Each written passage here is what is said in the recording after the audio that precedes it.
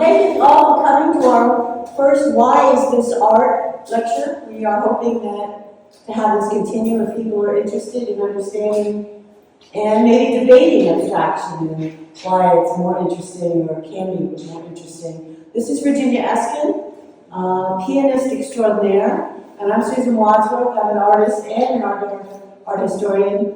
I taught at Pittsburgh State for many years, and we have a fun time doing this collaboration.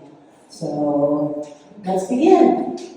And we'd love to be interrupted if you have any questions or something that you think is odd or should be dealt with, since we're like a seminar group.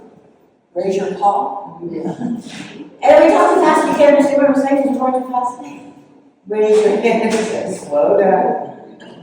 Because I tend to get too excited about all this stuff. Now, this doesn't seem to be working. It should be working.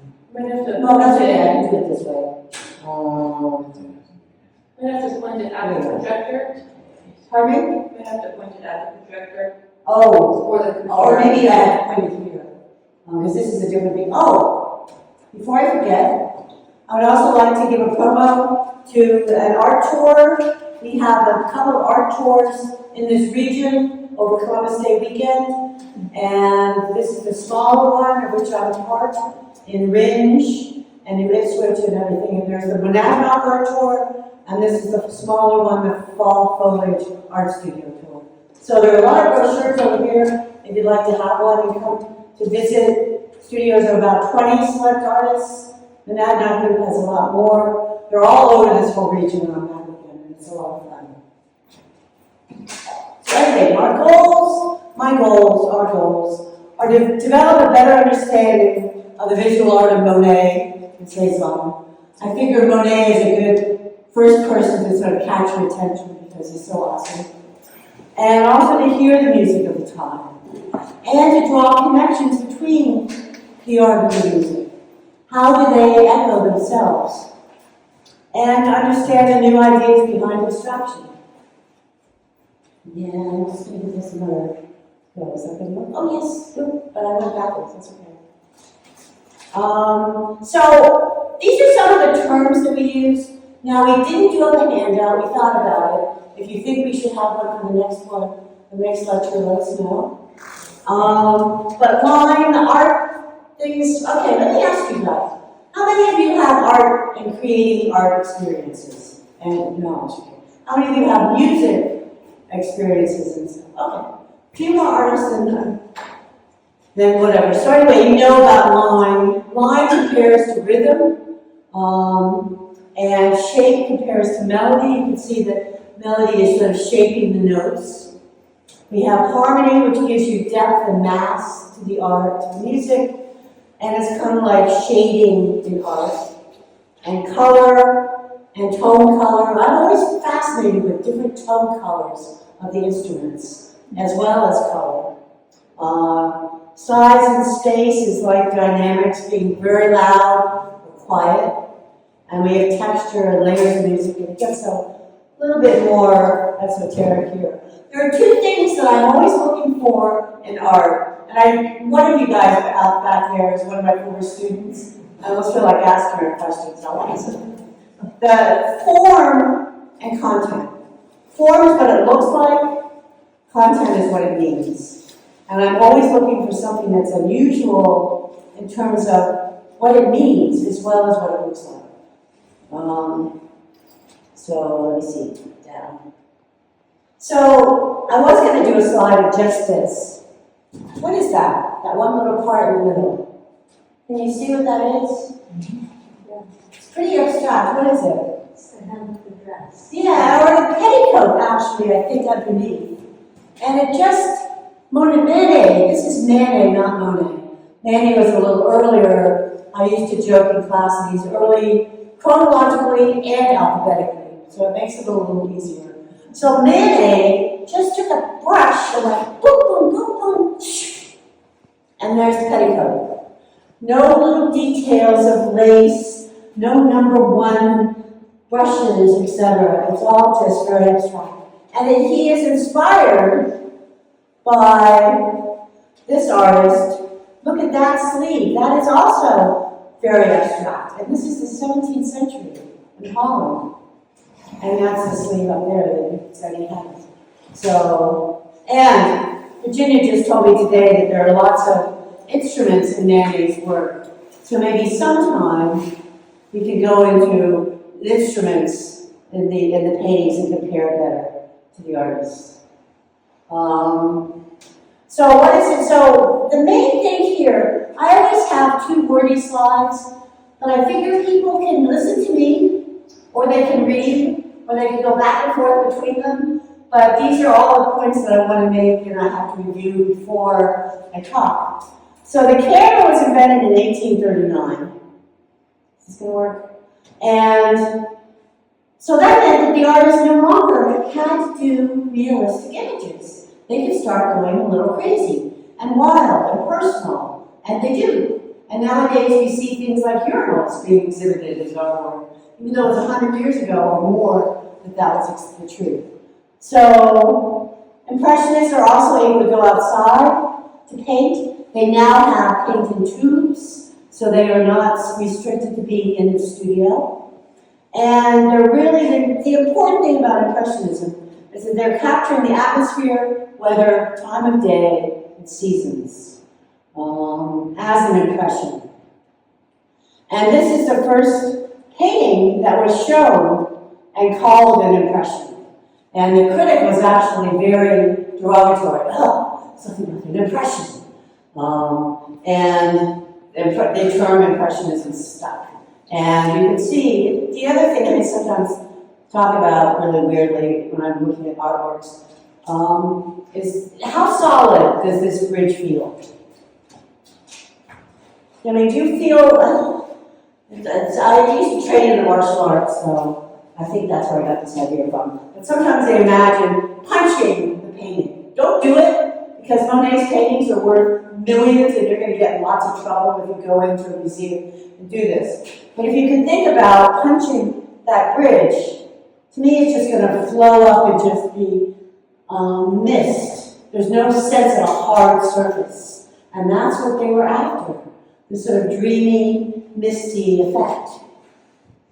Should I play the... Yes, I think it's time to hear Debussy. Where's Debussy? I have the information coming up. Which one are you doing? Reflections in the Water. Rewind to the water. Here we go. There we go.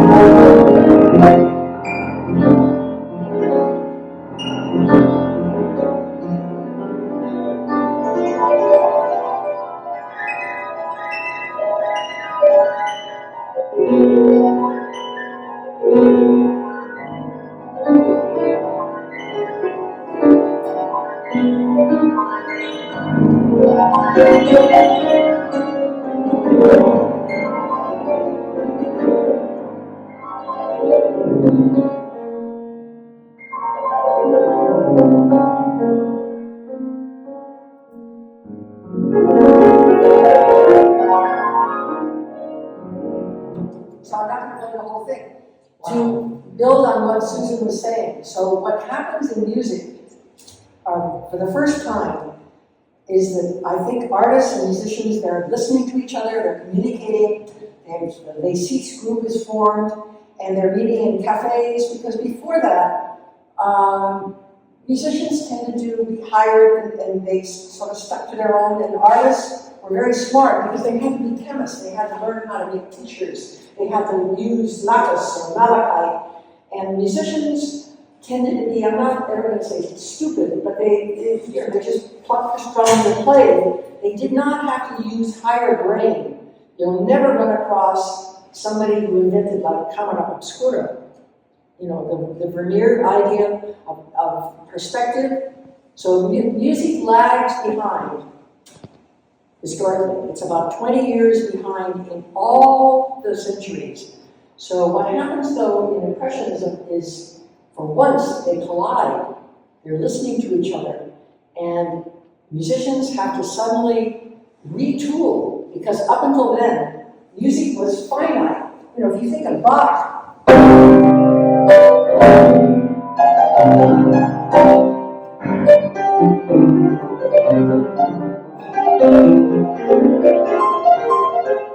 very, very, very exact. It's finite. What happens almost every century or every 150 years, artists come along, and it's sort of like a chamber novelist. They throw out the rules, they're looking for a whole new language, a whole new way of expression in all media. And in Impressionism, though, they coalesce, they listen to each other, but they don't know what to do with the regular instruments. So the piano, stick with that since I have a piano, I'm a pianist, the sound becomes blurred, and it's all dependent on the pedal. Because before, you used the pedal, really, at your peril. The pedal just blurred everything and made it messy. In Baroque music or early music, you know, Bach pianists, I remember, you literally take your leg away from the pedal. You don't want that kind of connection. You want the architecture of the sound. Now, it's completely contrast. It's all blurred. It's like working with watercolor. You get the paint wet, the paper wet, but a lot of bad stuff can happen very fast. You know, you can be a genius. You can control it, or you just have a big mess. So same thing with sound. So then what I do, and look at my hands, and I think of when I used to teach so much, I would say to my students, think of your fingers as big, big, long paintbrushes, and out here is the nice furry tip, and pet the piano.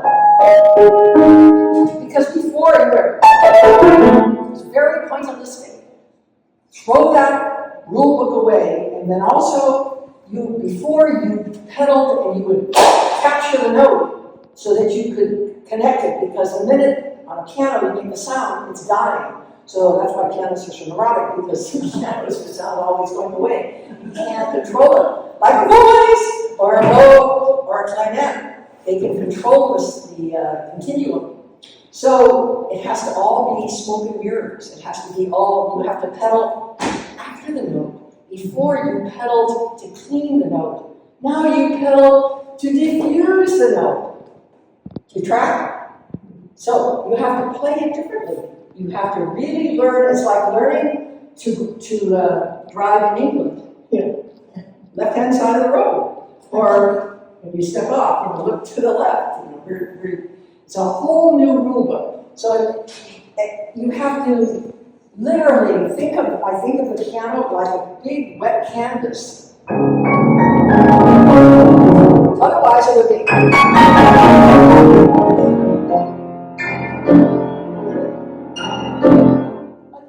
Ugly. You want just help me, Susan, in art, to make that image in chalk or paint. How would you do that? Just go back a couple. You know, it's a technique. And I ooze in, I sort of cruise in on the note, and then I maybe capture it with the pedal. But very soon, I have to clean it out. So the pedal becomes almost like what restorers use, cotton.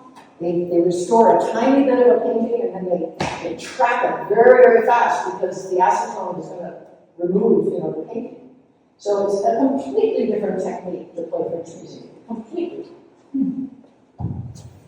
It's also different in the painting, because quite often you will hear that impressionists take pure color and put it next to each other, and they blend when you look at them. But you can see here that Monet is actually blurred and painted over things, and there's nothing pure about individual strokes here. So this is where you get that blurred piano effect. Now, if you look at this, you may not actually see. I haven't used this pointer in a long time. So this painting that I was just showing you with the details is actually from this painting. It's from this one corner. So it's actually a cathedral.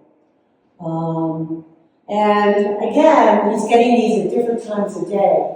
And if you're smart and you know that these buildings in Europe usually face west, you can tell that this is in the afternoon because that's when the west sun is hitting the cathedral.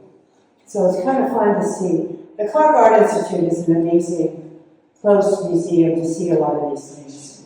I'm trying to see if there's something I missed. What I really like about Monet also is just, there's a lot of content in these pieces. A lot of people would say, oh, Monet, I think Cezanne actually said, Monet is just an eye, but what an eye.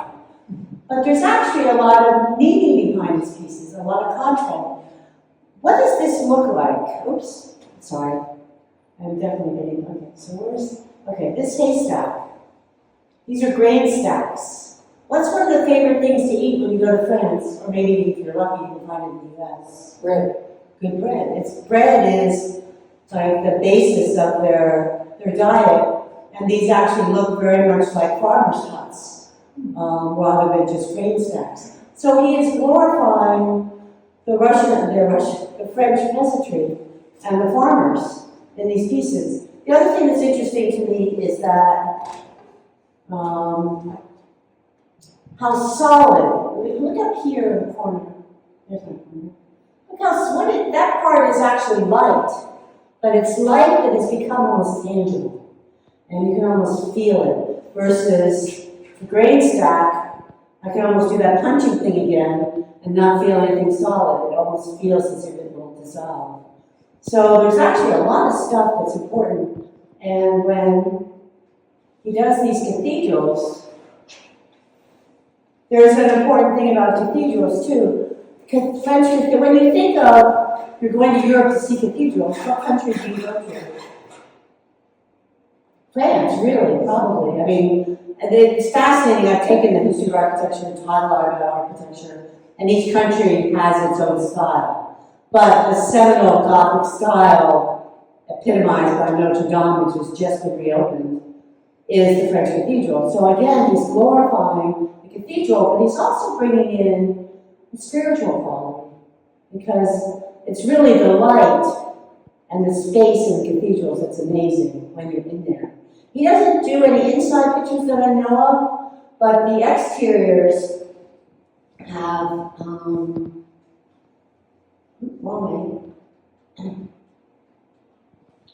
I can just leave it. But the exteriors have just this beautiful sense of light and space as well. Do you want to play a cathedral piece? Yes, this one.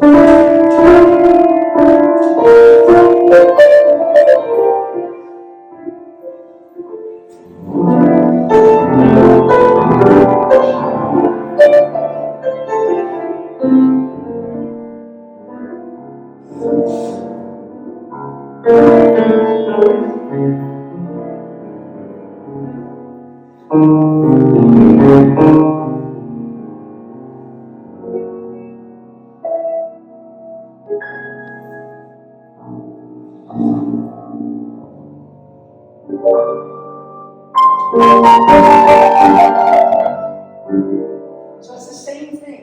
He lays down the key bed, and I have to use the pedal very, very carefully. I have to almost pedal like 2 or 3, 4 bars, which goes against all the rules of using the pedal. You know, in something like the Moonlight Sonata, which is very precious.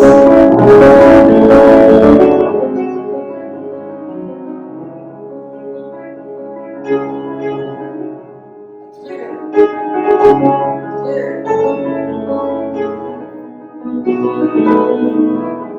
I have to clear it almost every bar, otherwise it becomes impressionistic.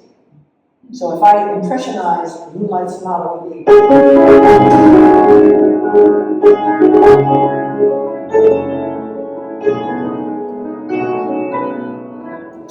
Messy. Is Beethoven rolling over in his grave right now? Well, just for purposes of breaking it down, because that's what we're trying to do today. But another example of water, because Debussy's genius was no composer before had said, I can do snow, rain, fog, goldfish, flowers, you know. What in sound? And he pulls it down because, you know, you're dealing just with sound. The diatonic scale. And he uses it with so many values. You know, it's just not red, orange, yellow, green, blue. It's pink, red, white, maroon, you know, blood red, orange. He's got all these values in the sound. And the pianos then, of course, were built to echo that. Gaveau and Noël, the great French piano makers, built instruments. The Steinway company comes along later, and being a German company, they're still always going to be making pianos that will do well with Bach, Brahms, Beethoven, the German composers. And that's another interesting thing that happens with European paintings. And if you take something like the Water Lilies, here's a piece that has many things happening in it. It's called Jardin sous la pluie, Gardens in the Rain. It's a famous piece, and I'll play the whole thing through instead of just chunks. And what he does is puts little quotations. We would call it stealing, but that in musicology, they never use that word. They say quote. You're quote, you know, you're quoting somebody. Actually, you're stealing, you're ripping them off. And this is it's a little children's, it's a ditty, and in America we go, kids, you know, who are being nasty at the playground go, yeah, yeah, yeah, yeah, yeah, yeah. And in France they go, ha, ha, ha, ha, ha, ha, ha, ha, ha, ha. So Debussy had a little girl, and he must have heard other kids mocking her or something, so he throws that in. There are all kinds of little delicious things, and he did that in other works too. It's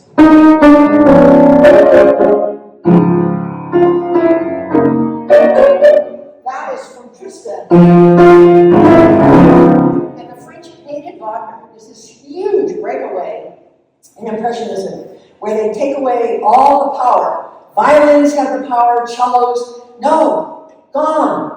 No more. They don't have the melodies. They don't have the control in symphonic music. It's all to woodwinds, to busk, to the woods, to the, you know, it's coming back to nature, to rain, fogs. So this piece is really, it's a bravura piece, Gardens in the Rain.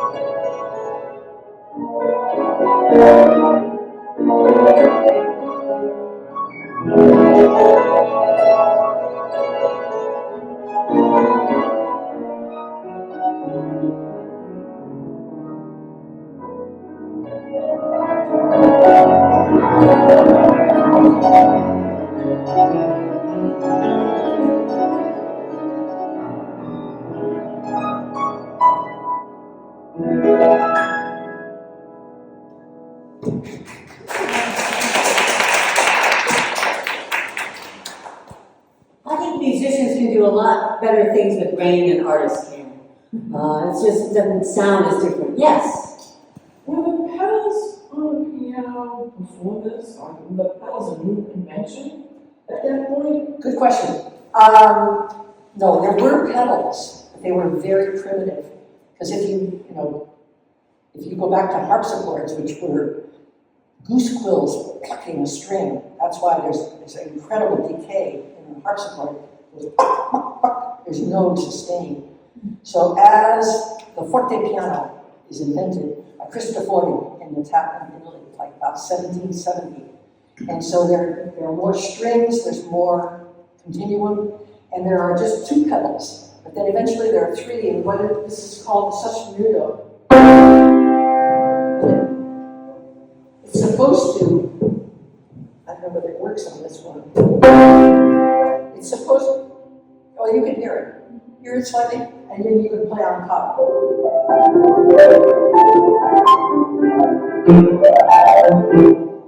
See, it's still, on a big grand, it's a much bigger, and it was invented really for, it's maybe for church music, again, to her point, the sound in a cathedral.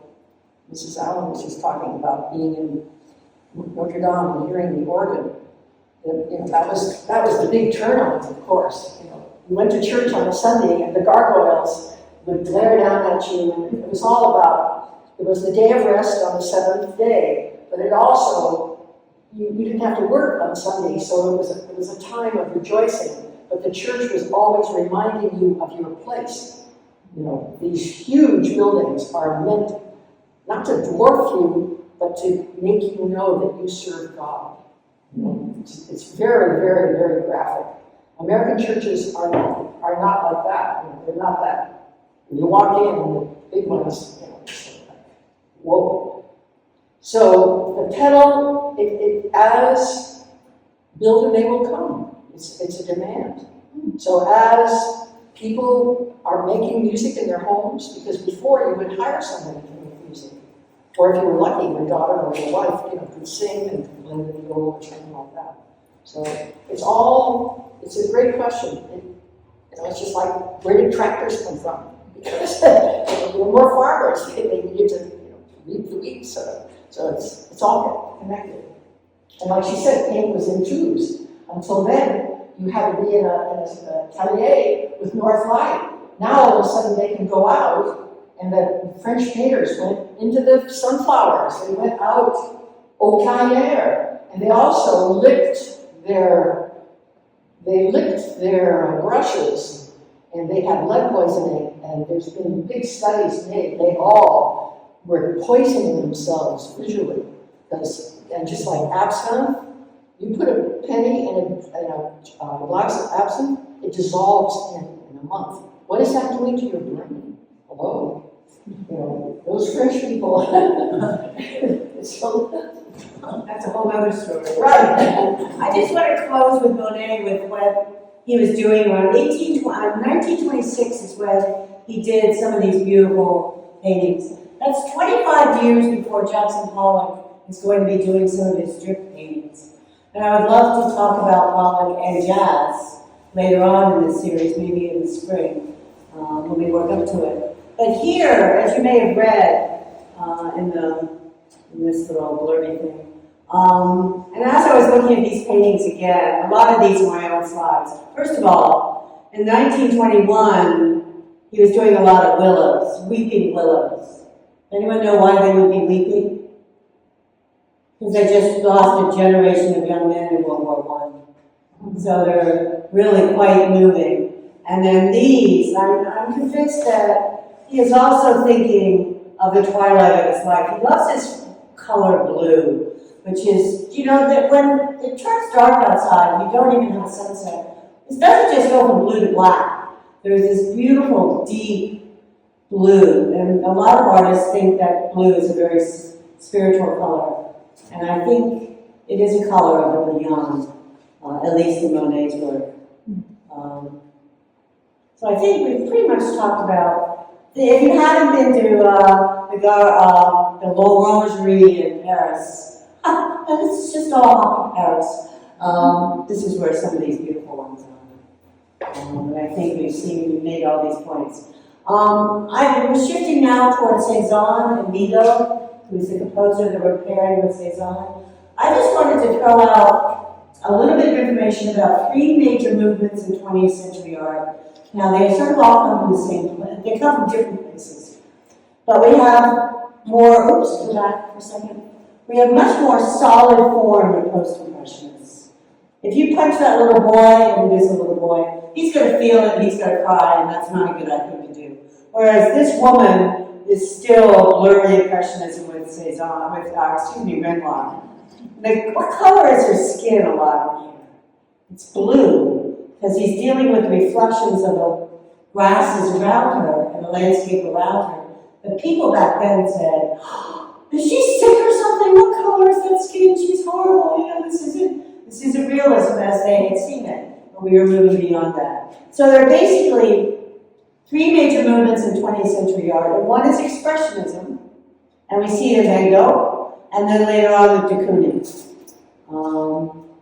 And then there's fantasy or surrealism. So we got Gauguin and this dream that she's having of an ancestor.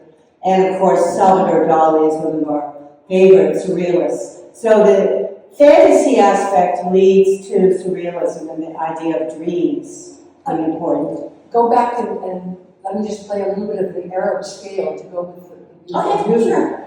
This is Eskin, Eric Satie piece, and it has no structure. There are no bar lines, there's no key section. It just means like a throwaway, and it uses what is called the Arab scale. The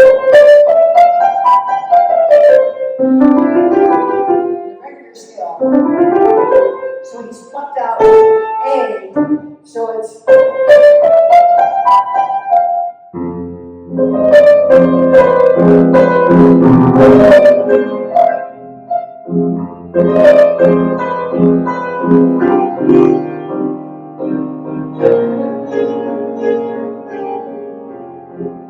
it's a weird thing because the melody is it is so it's he deflects it, you know, sort of, and then that it's very mysterious.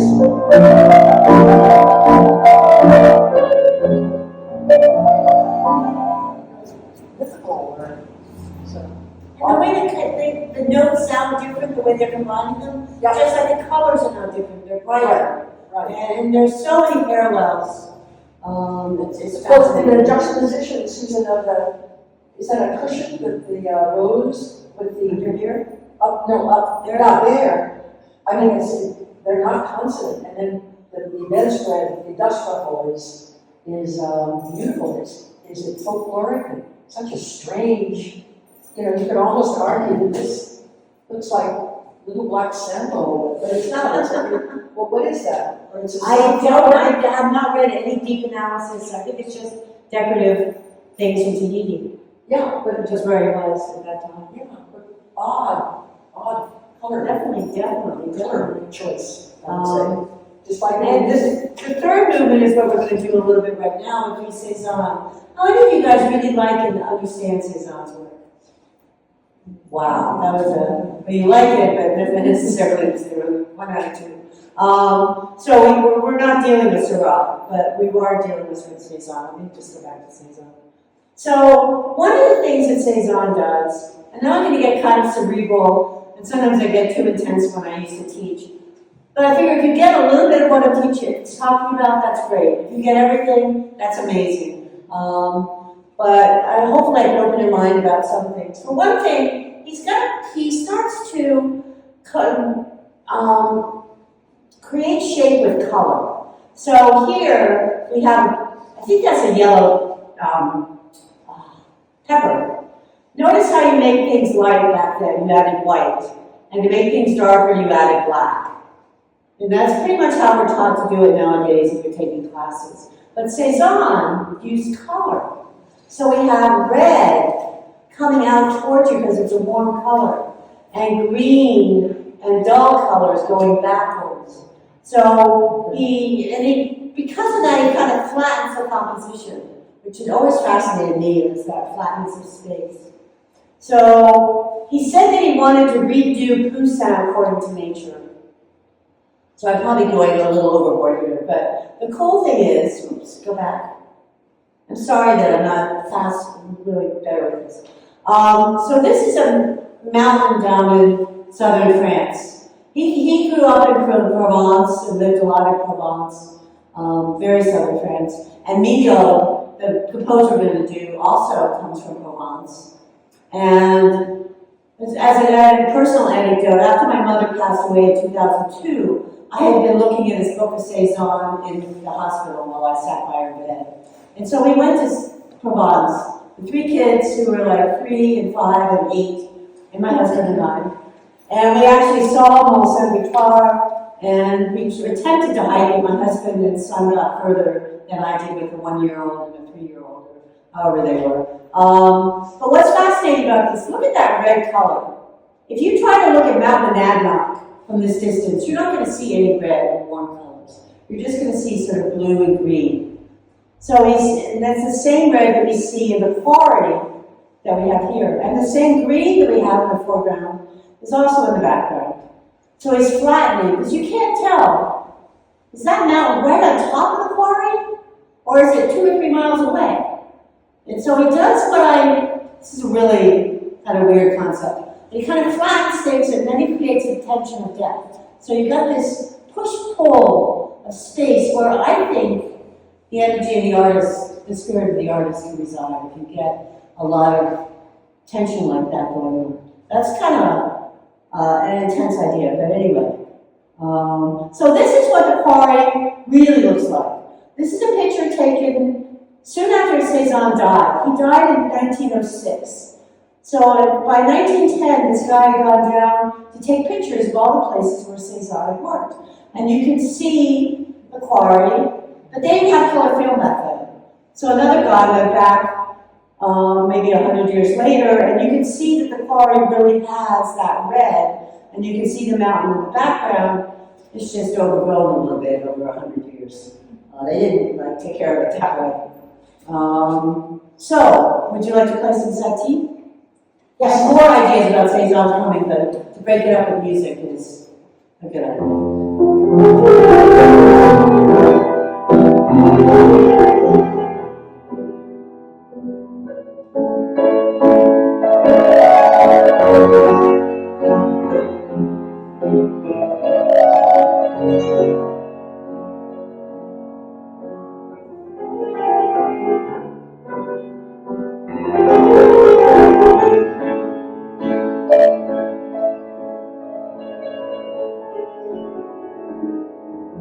So it's again, it's the angularity.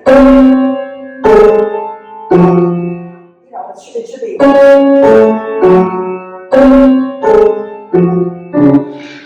They crush up against each other. So you have to make a command decision what to bring out.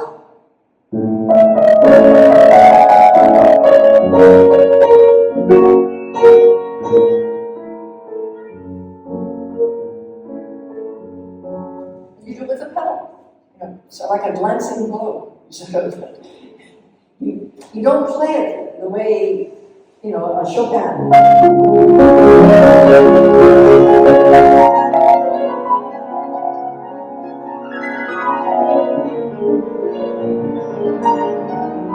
Which is also very, very beautiful. Don't get me wrong. All music is beautiful, all art. But this particular period in art and music requires a whole new different expectation and presentation and way of handling it. And it carries over also into the instruments, how the flute blows and everything. You have to really edit what you're going to say. Before you could just sort of play what was written. You know, it was rolled up to you. You know, Beethoven.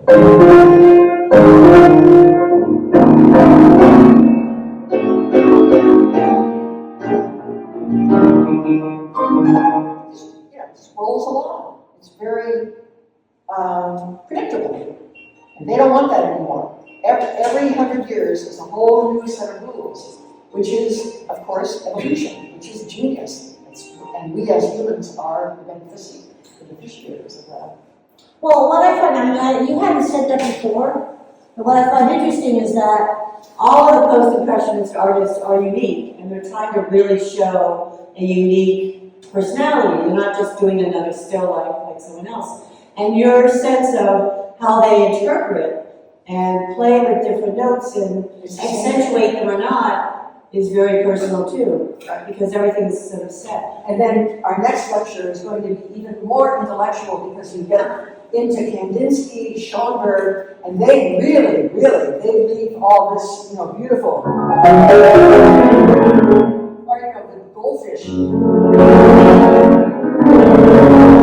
would think you could, you know, make a piano sound like the swirls of a fishtail? But Debussy did. Well, those guys, they are not interested in that at all. And we'll end the program with a wonderful Czech woman who unfortunately died in the Holocaust. And she's got one foot in the intellectuals because she studied with Martin and all of that's happening then in the 20s and the 30s. And what's interesting though, that you have schools of thought, and contradict me, Susan, because you know I know a lot about art, but you know much more.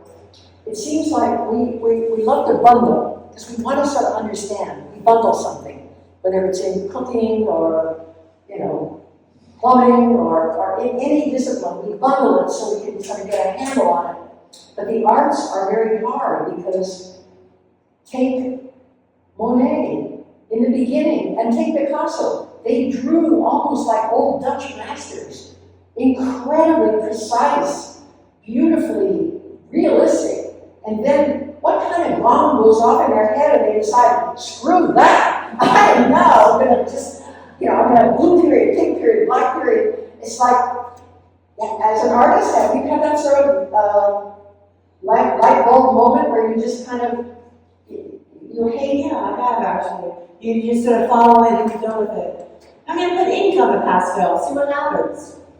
Hey, it works, you know? Or I'm going to just wipe out the bottom of the landscape and just have a shape sitting there. Things like that. You experiment. Yeah, you experiment. And of course, that's what happens then with jazz, you know, sort of. That's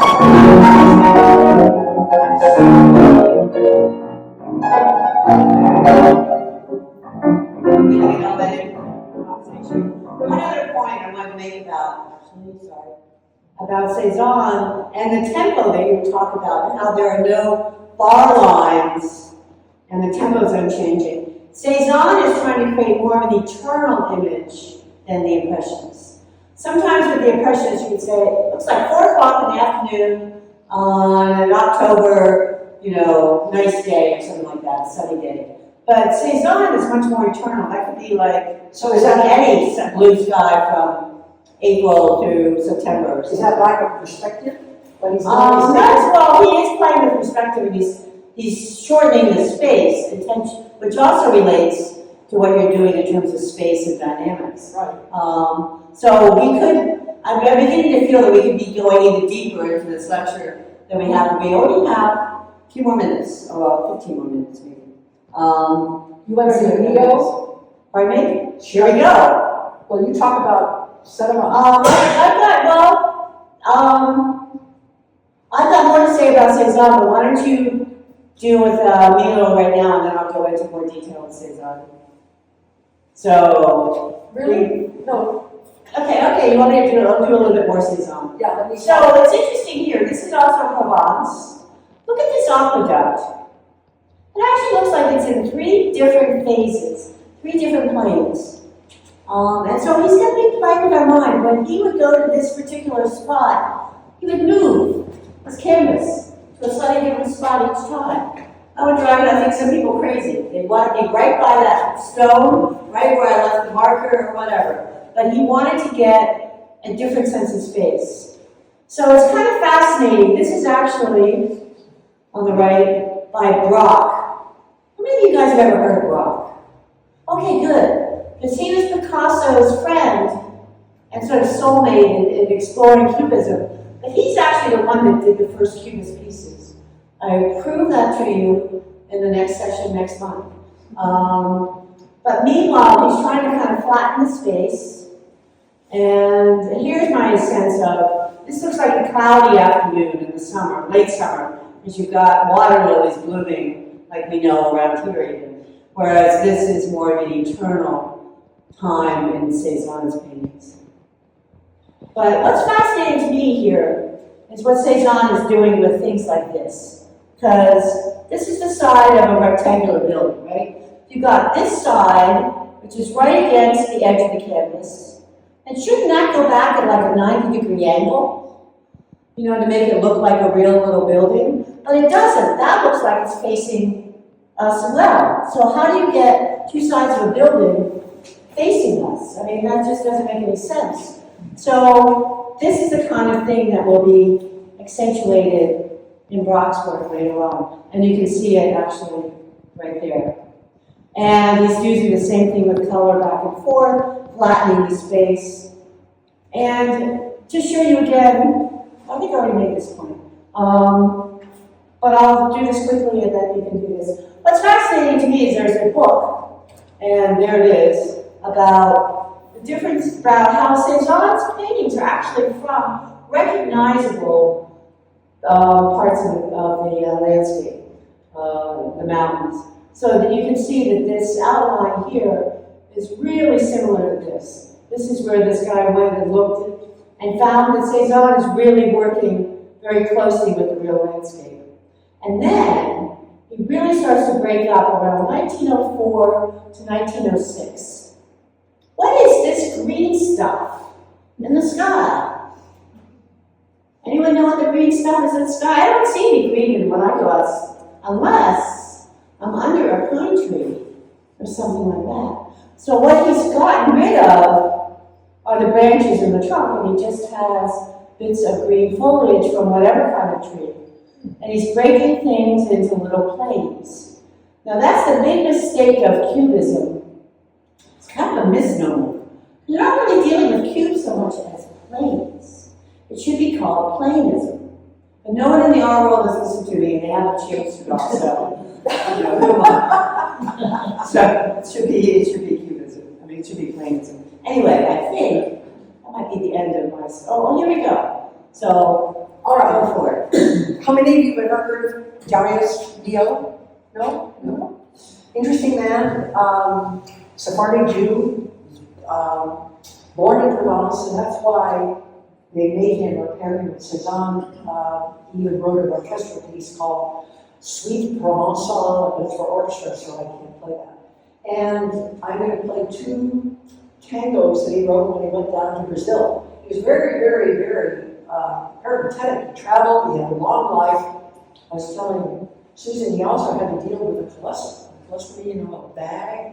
Because I remember hearing about him as a child in the 50s. He got a very good job at Berkeley, UC Berkeley. He was there for many years. He taught Dave Brubeck, the great jazz pianist. I studied with Howard Brubeck, Dave Brubeck's younger brother in San Diego, where I grew up. And Leo was an amazing person, like Picasso, geniuses who have the ability to live a long life, have many periods, right? Not all geniuses evolve, but the great ones do. They really do. They really do. When you look at any life, Einstein, who was the man? Schweitzer, who went to Lambaréné and dealt with Africans, the great scientist. He played Bach every day, and he was rebuilding villages in Africa. So they have different epochs, and Neo had many, many styles. So to compare these two little tangos to this angularity and And this incredible, like I love Susan's, what the hell is that green stuff?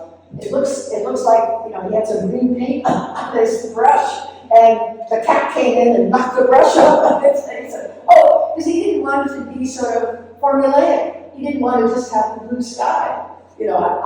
All of the great things in life are accidents, let's face it, the round wheel. So, here we have incredible angularity.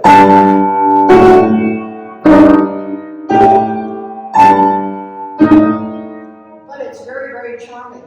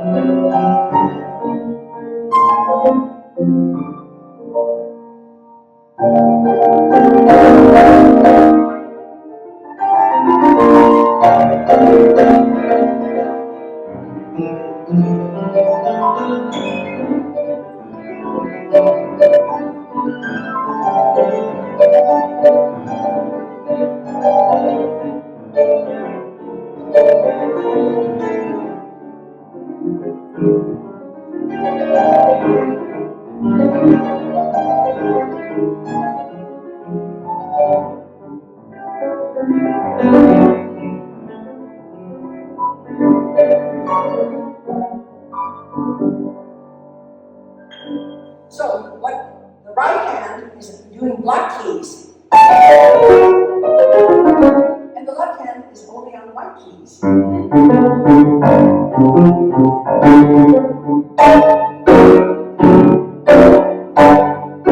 I clump it together, that shouldn't work. But if I were, giving this to a student would come in and they would play it.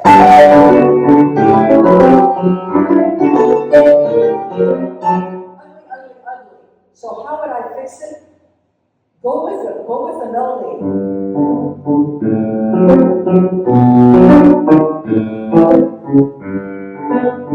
And cool it on the right hand, the black notes.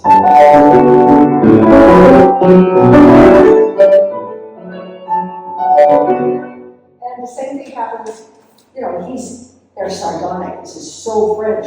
He's not, Bismarck to the French, and he certainly is not to the Brazilians. But this is not.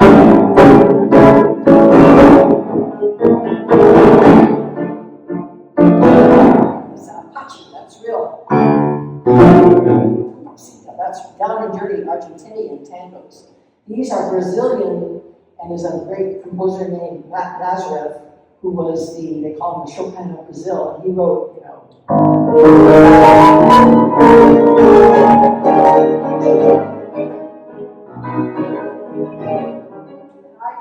no record of it, but I'm sure Neil heard Nazareth because he worked in a movie, played for Sonic movies. So this other one, I'll just play another short tango, which again has.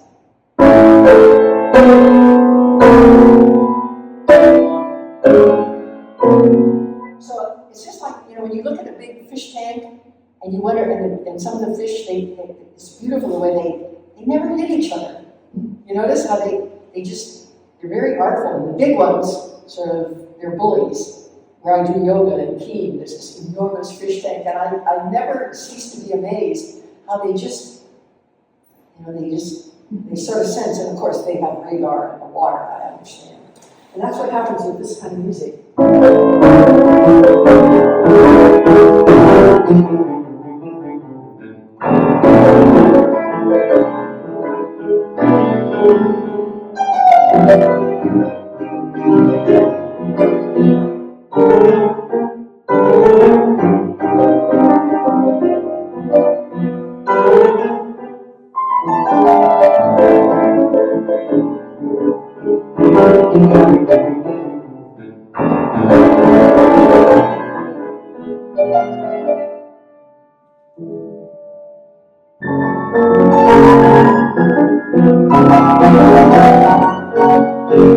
So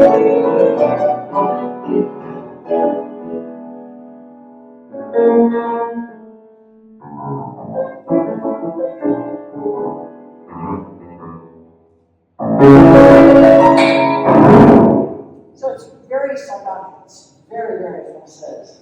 Well, what's great is you've got these little snippets of the same thing that kind of repeat back and forth, very much like the planes that he has, sort of layered and divided up through the paintings. Yeah, but once you take a stand, in color, sound, geometry, or whatever, you can't,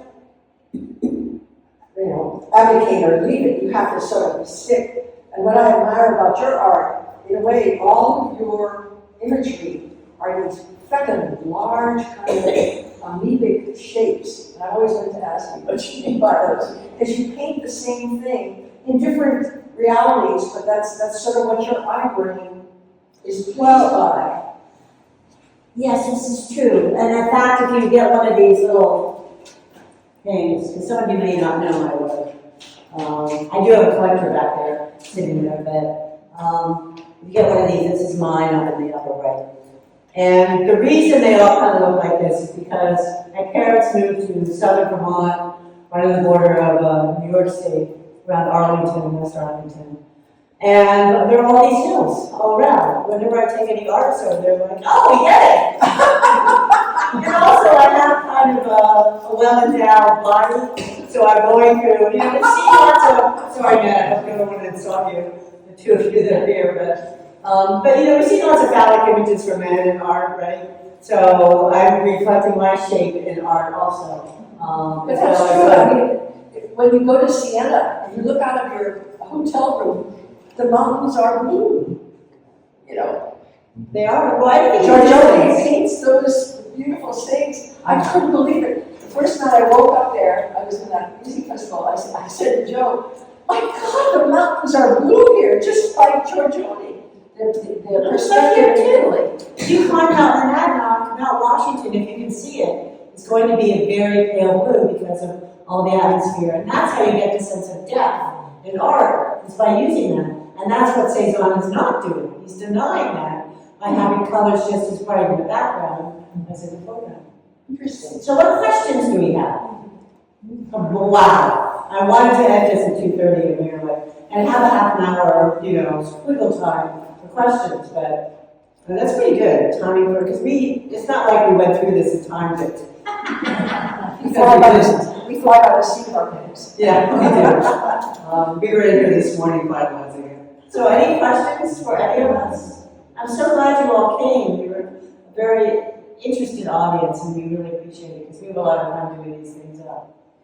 So on the 22nd of October, same day of the week, Wednesday, I am trying to think of these in terms of the park, because every 2 weeks every month, they have those art movies. How many of you ever been to weeks. the art? Yeah, you're incredible. It's British organized. So every 2 weeks, we can either go there or you can come here. November, we're going to be away on a cruise, pretty much the whole month. And I don't know about December what we're going to do, but I would like to continue this. But next month, on October 22nd, we will be doing Picasso and Kandinsky and trying to understand the differences between Cubism and Expressionism and what's different about them. And the music that goes along. Sure, Sure, it's I actually don't, because I've never come. It's very mournful, It's screechy. Well, I'm fascinated with it, but I tried to ski once. I used to be a ski instructor, and you're skiing right, you've got a real rhythm. And Schoenberg came up on my headphones that are in my helmet. I could not ski to Schoenberg at all. Absolutely no rhythm whatsoever. And no melody, and no harmony, and no harmony.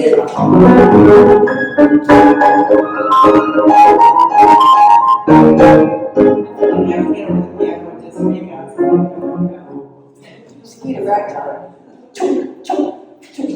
So no questions? We don't have any munchies or anything either. We probably should get that together, but we didn't. Excellent presentation.